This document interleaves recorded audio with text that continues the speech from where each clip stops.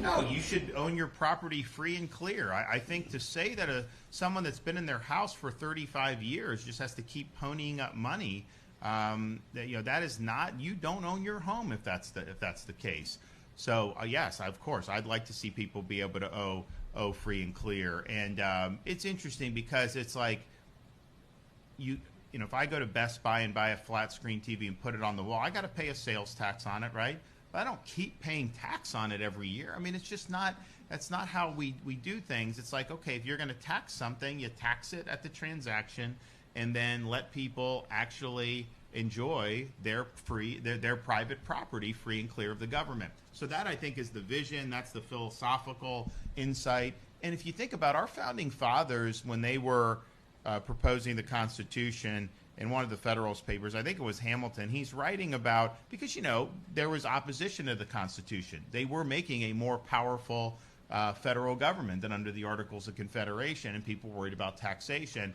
And they didn't have, obviously, a 16th Amendment, which eventually came on income tax, but basically you were not effectively allowed to do any direct taxation. It had to be indirect, meaning you couldn't you could theoretically just apply like a tax on land federally, but it'd have to be a portion among the states, so practically it could never work. So basically, Hamilton's saying, look, the indirect taxes are the most effective, efficient way to raise revenue for the government, because they basically allow the individual to choose how much tax they want to pay based on how much they're consuming.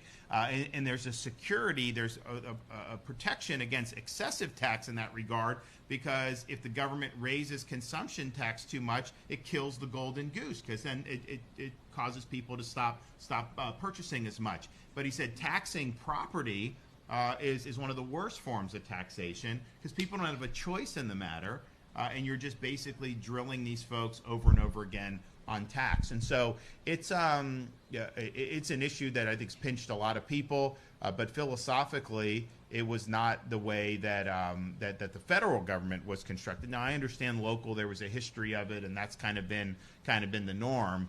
But man, I mean, you talk about family of four having the median home price that is purchased in Florida. That's a pretty hefty tax bill right there when you come in after buying a home. When you consider what the average income is throughout the United States of America, the math just doesn't add up, and I think that's why people want relief.